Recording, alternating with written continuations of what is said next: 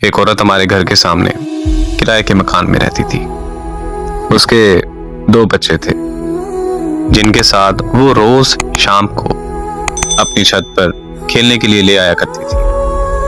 मैं भी हर रोज अपनी छत पर शाम को उसे देखने के लिए जाया करता था। मैं उसको इशारे करता था मगर वो इग्नोर कर देती थी।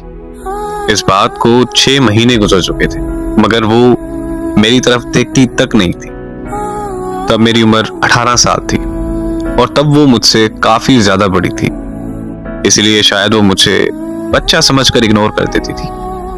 फिर एक दिन मुझे बुखार होने की वजह से मैं छत पर नहीं जा सका, तो वो औरत मेरी अयादत के लिए मेरे घर चली आई और मेरा हाल चाल पूछकर अपने घर वापस चली गई। उसका मेरी अयादत को आना मेरे लिए इस बात का इशारा था कि उसके दिल में भी मेरे लिए एहसास है। फिर जब मैं अगली शाम छत पर गया तो वो इशारों में मेरा हाल पूछने लगी। मैंने उसे इशारों में बताया कि हाँ मैं ठीक हूं, तो वो मुस्कुराने लगी। 2 दिन बाद एक पर्ची पे मैंने अपना नंबर लिखकर उसकी छत पर फेंका और फिर उसने मुझे फोन किया तो मैंने उससे अपनी मोहब्बत का इजहार किया और पूछा कि क्या वो मुझसे शादी करेगी। तो वो हंसने लगी और उसने मुझे ये कहा कि तुम अभी बच्चे हो, तुम्हें समझ नहीं है कि तुम ये कह क्या रहे हो और किस से कह रहे हो। वो कहने लगी कि तलाकशुदा औरत से कोई शादी नहीं करता और मैं तो तलाकशुदा होने के साथ साथ 2 बच्चों की माँ भी हूँ। उसने मुझे कहा कि तुम अच्छे लड़के हो, बस हम दोस्ती तक रह सकते हैं। मैंने उससे मजीद शादी की जिद की तो उसने मुझे कहा कि अगर तुमने दोबारा शादी की बात की तो मैं तुमसे बात ही नहीं करूंगी। मैं वहां पर चुप हो गया और हम दोस्त बनकर रहने लगे। हम एक दूसरे से हर बात शेयर करते थे।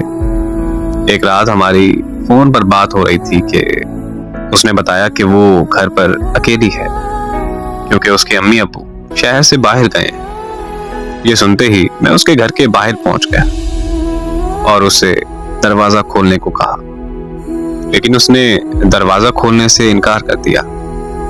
तो मैंने भी जिद कर ली कि मैं पूरी रात घर के बाहर बैठा रहूंगा। 2 घंटों की जिद के बाद आखिरकार उसने दरवाजा खोल ही दिया। लेकिन आज मुझे अपनी उस जिद पर बहुत ज्यादा पछतावा होता है कि काश मैंने उस दिन अपनी जिद छोड़कर उसकी बात मान ली होती तो आज वो जिंदा होती। उसके दरवाजा खोलते ही मैं अंदर चला गया। वो बहुत परेशान और घबराई हुई थी क्योंकि उसे डर था कि किसी को पता चल गया तो उसकी इज्जत खाक में मिल जाएगी और फिर उसका डर सच साबित हो गया। मुझे किसी ने उसके घर दाखिल होते हुए देख लिया था और उस शख्स ने पूरे मोहल्ले में मसला खड़ा कर दिया। सारे मोहल्ले वाले इकट्ठा होकर उसके घर के बाहर आ गए। मैं छुप गया था लेकिन उन्होंने मुझे ढूंढ लिया था। मेरे घर वाले भी मोहल्ले वालों के साथ मौजूद थे। वो मुझे घर ले गए और मेरे अब्बू ने मेरी बहुत बेइज्जती की, लेकिन मैंने अपने घर वालों से साफ कह दिया था कि मैंने उस औरत से शादी करनी है वरना मैं जहर खा लूंगा और मर जाऊंगा। तो मेरे घर वाले मान गए और अगली सुबह उस औरत के माँ बाप वापस आने पर मोहल्ले में पंचायत बैठ गई। पंचायत में सब आ गए थे मगर वो और उसके माँ बाप नहीं आए। थोड़ी देर बाद खबर आई कि उस औरत ने जहर खा लिया है। मैं वहां से उसके घर की तरफ भागा, लेकिन मेरे पहुंचने से पहले वो मर चुकी थी। उसे इस दुनिया से गए 8 साल हो गए, लेकिन मैं आज तक उसे भूलकर किसी और का नहीं हो सका। मुझे आज भी ये बात अंदर से खा जाती है कि काश मैं उस दिन जिद ना करता तो वो आज जिंदा होती। इससे बड़ा दर्द क्या होगा कि मेरी वजह से उसकी जान चली गई। देखिए, मोहब्बत करना कोई गुनाह नहीं।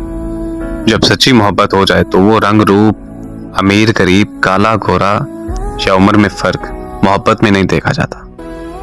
जब मोहब्बत हो जाती है तो फिर हो जाती है। वो एक शेर है कि वो मोहब्बत को हवस समझते हैं तो कह देना उसे, हाँ बदन ही चाहिए लेकिन ता कयामत चाहिए।